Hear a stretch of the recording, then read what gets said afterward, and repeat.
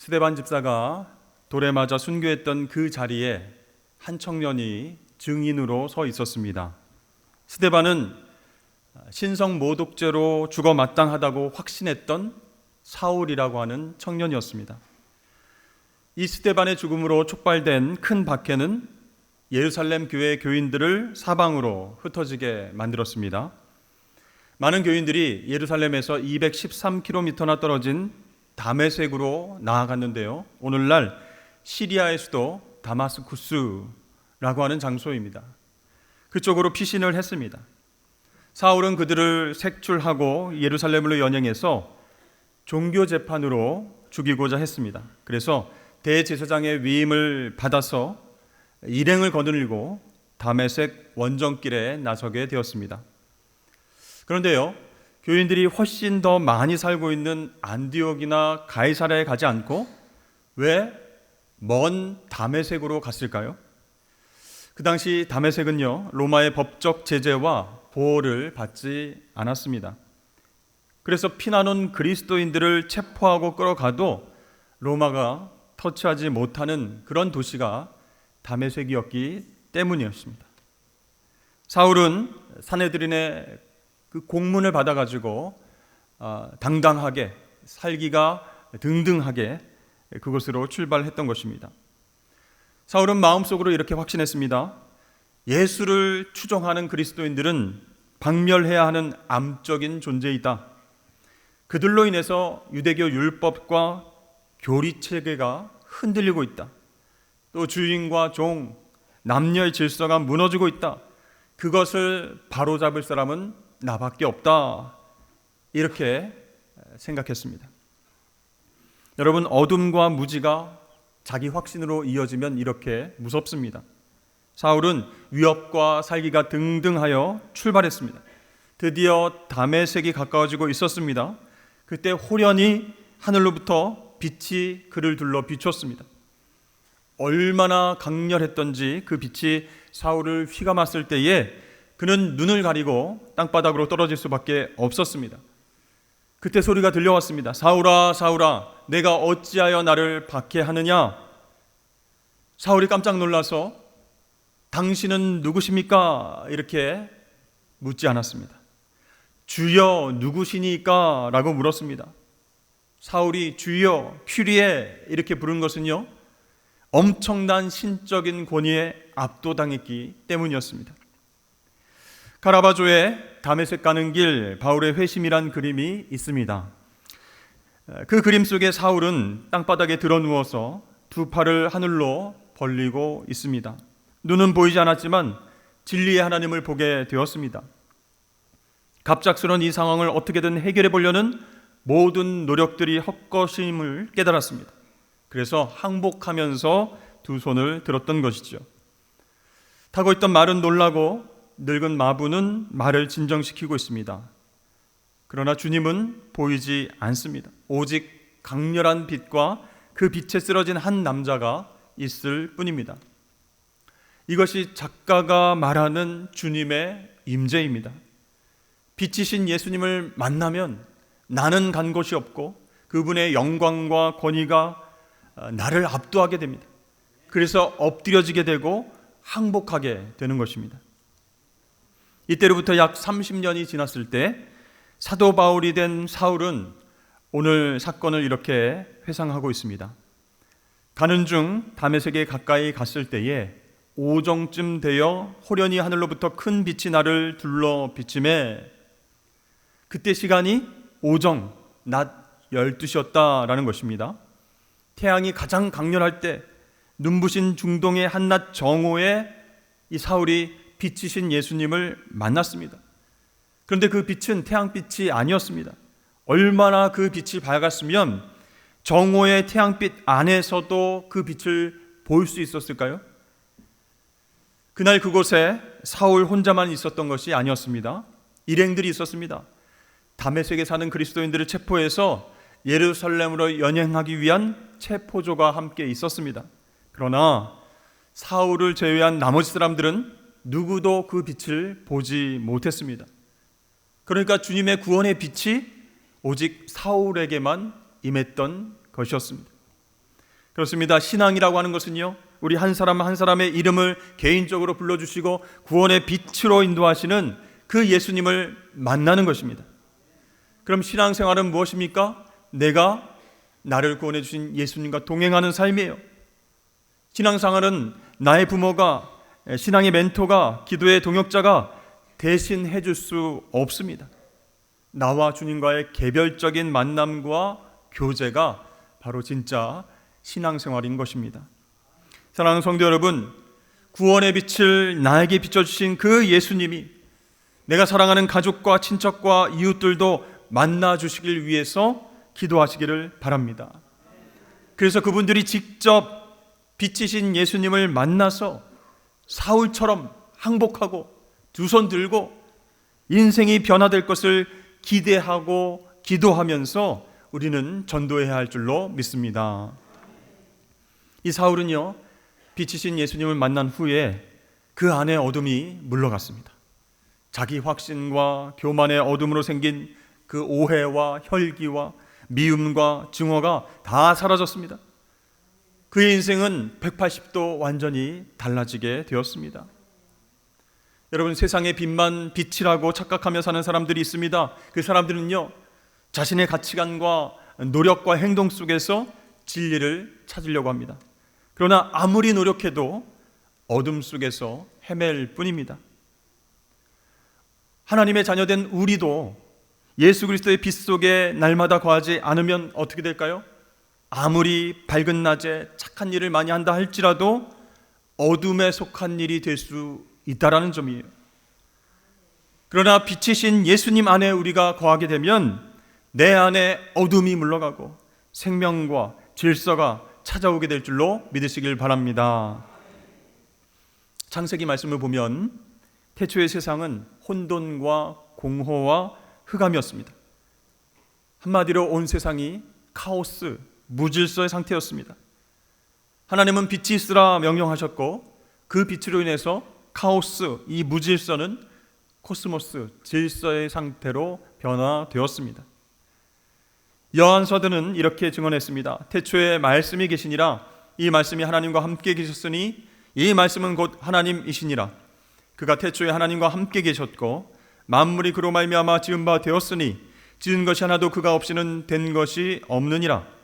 그 안에 생명이 있었으니 이 생명은 사람들의 빛이라.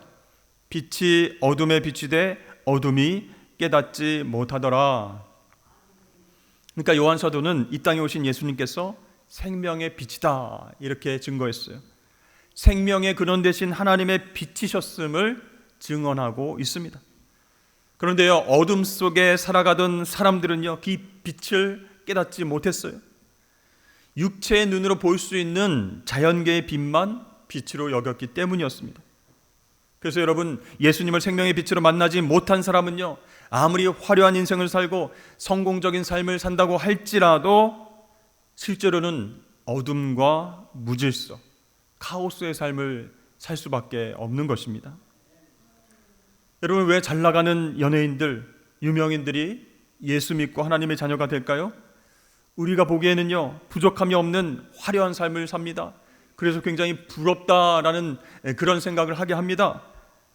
하지만 그들에게는 심각한 마음의 병과 어둠의 유혹이 일반인들보다 크게 찾아오는 것이에요. 왜 그럴까요? 그 안에 빛이신 예수님이 없는데 화려한 조명빛 아래에서 그렇게 집중받으면서 살아가고 있습니다. 진짜 빛을 만나지 못했기 때문에 가짜 빛을 받으면서 무질서와 어둠 속에서 헤매고 살게 되는 것이죠. 여기 강단 위를 비추는 조명이 있습니다. 제가 그 조명 쪽으로 가까이 다가가면 제 뒤에 그림자가 생기는데 그 그림자는 신경 쓰지 않게 됩니다. 그런데 조명이 너무 밝아서 그 조명을 등지고 뒤돌아서게 되면 내 앞에 그림자가 선명하게 보이게 된다는 거예요. 예수 믿고 하나님 자녀가 된 우리들이 계속해서 바라봐야 하는 방향이 어디 있겠습니까? 바로 빛이신 예수님입니다. 그런데 빛이신 예수님 너무 부담스러워서, 너무 강렬해서 그 빛을 등지고 살아가면 나의 그림자, 어두운 부분만 보게 된다는 것이에요. 따라서 인생의 어두운 그림자만 바라보고 걱정하고 두려워하고 염려하지 않으려면 계속해서 빛이신 예수님 방향으로 내 자세를 틀어야 합니다. 계속 그 방향을 바라보면서 그쪽으로 다가가야 합니다. 그러면 내 안에 있는 어둠과 무질서의 그림자가 멀어지게 되는 것이죠. 결국 생명과 질서의 기쁨을 회복하면서 예수님과 앞으로 나아가게 될 줄로 믿습니다. 이 사울은요, 빌립보서에서 자신이 어둠 속에 살았던 그 과거를 말하고 있습니다. 나는 난지 8일 만에 할례를 받았던 정통 유대인입니다. 이스라엘 베냐민 지파 히브리 사람입니다. 율법으로는 바리새파 사람으로 하나님께서 기뻐하실 만한 율법을 평생 동안 지켜온 사람입니다. 열정적으로 교회를 박해하고 율법의 의로는 흠이 없는 완벽한 사람이었습니다. 그런데 빛이신 주님을 만나고 나서 나에게 그전까지 이루었던 모든 것들은 해로운 것으로 여기게 되었습니다. 왜냐하면 내 주 예수 그리스도를 아는 지식이 가장 귀하고 중요하기 때문에 그 밖의 모든 것은 해로 여깁니다. 지금까지 얻었던 모든 것들을 배설물로 여길 만큼 나는 정말 소중한 예수님을 얻었습니다. 사울은 그동안 자기가 자랑했던 모든 것들을 주님의 빛 앞에서 더러운 배설물처럼 여겼습니다. 이제 그것을 미련 없이 버려버리고 주님의 빛을 바라보면서 증인으로 살기로 결단했습니다. 여러분도 매번 빛이신 예수님 쪽으로 삶의 방향을 맞추시길 주의 이름으로 축복합니다. 말씀을 항상 가까이 하십시오. 빛의 방향으로 자세를 트십시오. 그렇지 않으면요, 그림자 어두운 부분만 신경 쓰고 걱정 근심에 살아가게 되는 것입니다. 이렇게 빛이신 예수님을 만난 사울이 물어보았습니다. 주여 누구시니까? 그때 예수님이 대답하셨습니다. 나는 네가 박해하는 예수라. 그 한마디에 사울은 큰 충격을 받았습니다. 아니, 내가 언제 어떻게 내 앞에 보이지도 않는 예수님을 박해했단 말인가? 그 짧은 시간에 과거의 여러 가지 자신의 언행을 되돌아보고 생각을 하게 되었습니다. 사실 뜻하지 않은 충격적인 사건이나 사고를 당하면 사람들은 그 순간 갑자기 시간이 멈추거나 시간이 천천히 흐르는 것을 경험하게 됩니다. 저도 결혼한 지 1년이 안 되어서 큰 교통사고를 당한 적이 있습니다. 아침에 아내를 직장에다 데려다 주고 집으로 돌아오는 길이었습니다. 집 앞 도로에서 유턴을 하려고 속도를 줄이다가 뒤에 오는 트럭이 그것을 보지 못하고 뒤에서 크게 제 차를 박았습니다. 그 충격으로 머리를 핸들에 부딪혔습니다. 의식을 잃었습니다. 그 짧은 순간 여러 가지 생각이 났습니다. 그 중에서 가장 먼저 든 생각은 내가 신혼인데 벌써 천국에 가야 한단 말인가. 내가 담당하는 중등부 교사와 아이들은 어쩌란 말인가.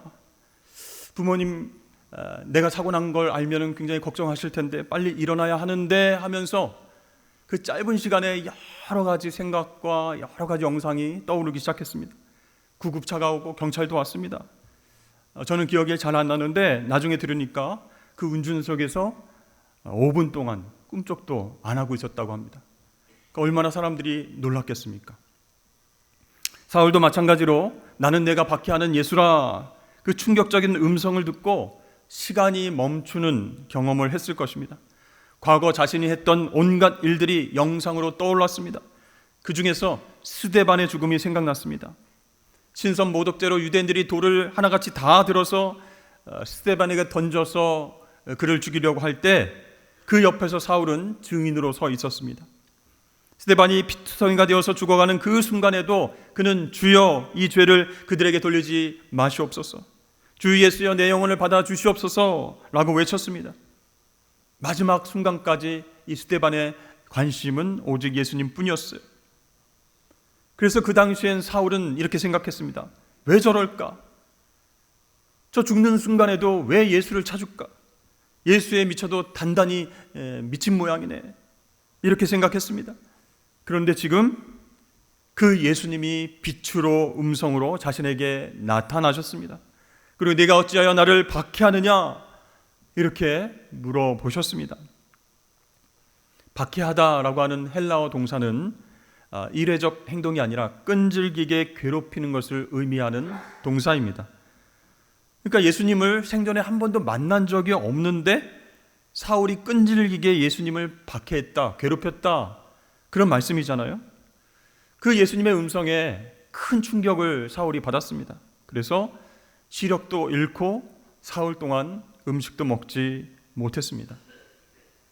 여러분, 왜 예수님은 직접 만난 적도 없는 사울이 당신을 박해했다라고 말씀하셨을까요? 그 이유는 첫 번째, 사울이 예수님을 하나님의 아들로 인정하지 않고 부정했기 때문입니다. 그것이 예수님에 대한 박해였습니다. 사울은 율법을 잘 아는 사람이었습니다. 하나님을 사랑하고 율법에 순종하며 살아왔다라고 자부했습니다. 그런데 그 하나님이 보내신 아들 예수 그리스도를 메시아로 인정하지 않았다는 사실이에요. 그분의 죽으심과 부활을 통해서 구원을 이루시는 하나님의 놀라운 역사를 부정했습니다. 그러므로 사울이 만난 적이 없어도 예수님을 박해한 것이 되는 것이죠. 또한 사울이 유대교 최고 지도자들과 가까이 한 것이 예수님을 박해한 것입니다. 그 당시 종교 지도자들은 무지한 군중들을 선동해서 예수님을 신성 모독죄로 십자가 위에서 죽게 만들었습니다. 율법을 아주 잘 알고 있었던 대제사장과 바리새인들은요, 조금만 예수님 말씀에 귀를 기울였다면 그분이 성경이 예언한 메시아였음을 잘 알 수 있었을 것입니다. 그러나 그들은 알려고 하지 않았어요. 들으려고 하지 않았습니다. 자신들의 권력, 자신들의 기득권, 성전 체제를 보호하기 위해서 예수님을 죽음으로 몰아갔습니다. 사울이 그런 그들과 같은 편에 섰다라는 거예요. 대제사장이 위임장을 써줄 정도로 이 사울을 신임하고 있었습니다. 그러니까 이 사울이라고 하는 청년은 불의한 지도자, 불순종하는 지도자에게 충성을 다하는 사람이었던 것이죠. 그래서 체포조를 만들고 내가 다메섹에 가서 그리스도인들을 많이 붙잡아서 예루살렘에서 재판받게 하겠습니다, 이렇게 큰 소리를 치고 살기 등등해서 그렇게 일행들과 출발을 했던 것입니다. 그것이 바로 예수님을 박해한 것입니다. 여러분, 우리도 예수님의 마음을 아프게 하고 박해한 적은 없는지 돌아보았으면 좋겠습니다. 아니, 목사님, 제가 예배 잘 드리고 교회에서 열심히 섬기고 봉사하는데 무슨 예수님을 박해한 일이 있겠습니까? 어떻게 예수님 마음을 아프게 해드리겠습니까? 이렇게 생각할 수 있어요. 그런데 오늘 나타난 이 사울처럼 혹시 여러분들도 열심과 특심이 앞서서 하나님을 위해서 내가 이렇게 열심히 섬기고 봉사한다라고 자부했지만 그것이 하나님 보시기에 내 욕심과 내 의는 아니었는지 돌아보았으면 좋겠습니다. 그것으로 예수님의 마음을 아프게 한 적은 없는지 살펴봐야 됩니다. 혹시 여러분, 빛이신 예수님께 가까이 나가는 것이 부담스러워서 빛을 등지고 어둠에 속한 것들을 부러워하면서 그렇게 살아가고 있지는 않으셨습니까? 말씀을 가까이 하지 않았습니다. 기도도 하지 않고 전도도 하지 않았습니다. 그러면서 어둠의 그림자가 점점 커진 것을 확인하고 교인들에게 들키면 어떡하지? 걱정하면서 힘들게 자기 자신을 포장하면서 산 적은 없으셨습니까? 만약에 그랬다면 그것은 예수님의 마음을 아프게 하는 것이, 예수님을 박해하는 모습이었던 것입니다. 여러분, 제가 방법을 하나 알려드리겠습니다. 예수님의 마음을 아프게 하지 않고 박해하지 않는 방법은요, 예수님을 오해하지 않고 늘 그분과 동행하는 것이에요. 우리는 어떻게 예수님을 오해합니까? 말로는 그렇게 표현을 안 하지만 예수님을 진리의 램프로, 내 욕구와 소원을 들어주는 신으로, 내 열심과 내 노력에 대한 대가로 복을 주는 신으로 그렇게 오해하면서 신앙생활해서는 안 된다는 것이죠. 여러분, 예수님은 어떤 분이십니까? 예수님은 나에게 빛으로 오셔서 어둠을 물러가게 하신 구세주인 줄로 믿으시길 바랍니다. 그분으로 인해서 나의 모든 죄는 사하여지고 죄에서 자유케 되었습니다. 내 인생과 내 영혼이 다시 빛나게 되었습니다. 우리는 그분을 닮아서 빛된 삶을 살아가는 존재인 줄로 믿습니다. 이제 여러분, 오늘 말씀을 생각하면서 말씀에 의지해서 생각날 때마다 이렇게 선포하시길 바랍니다.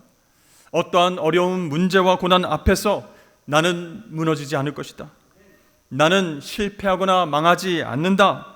예수의 이름으로 어두운 생각과 더러운 죄악은 물러갈지어다. 어둠은 빛을 이기지 못한다. 나는 빛의 자녀이다. 여러분, 그런 신앙 고백이 있어야 됩니다. 어두운 세상 가운데서 빛이신 예수님을 바라보면서 그 방향으로 나아가는 것만이 예수님을 기쁘시게 해드리고 주님과 동행하면서 승리하는 길인 줄로 믿습니다. 여러분, 그렇게 빛의 자녀로 어둠을 물리치고 한 주간 승리하시길 주의 이름으로 축복합니다.